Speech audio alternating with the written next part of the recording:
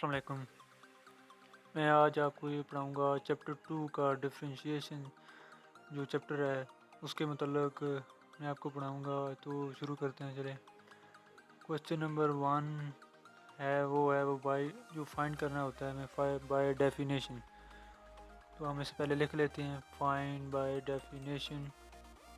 तो उसके बाद इसका पहला पार्ट जो है वो लिख करते हैं 2x प्लस 1।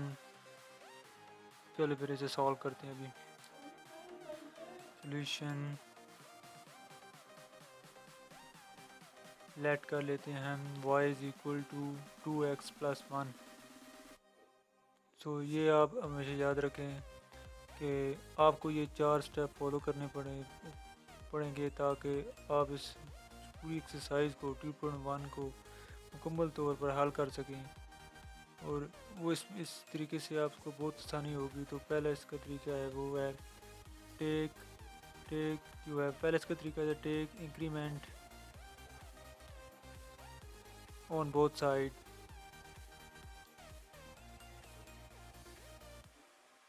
और इसका दूसरा तरीका जो है वो है subtract original function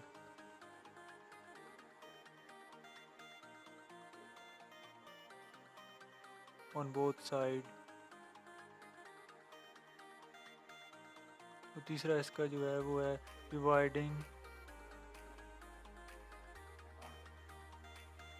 delta x on both side.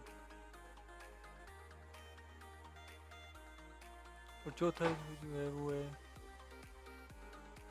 Taking limit on both side.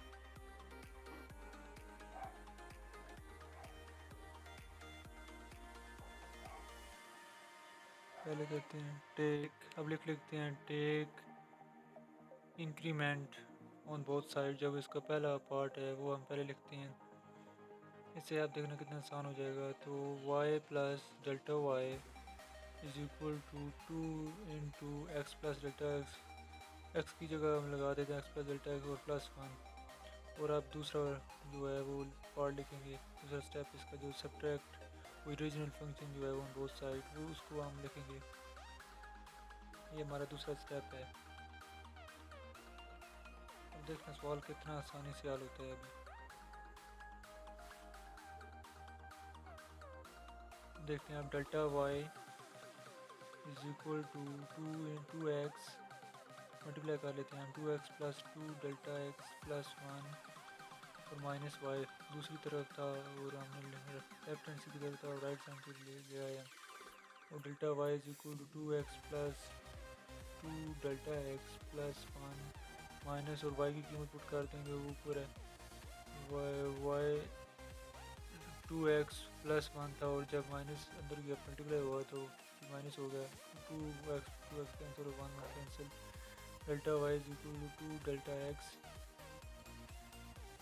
अब तीसरा इसका जो पार्ट किया है जी dividing delta x on both side.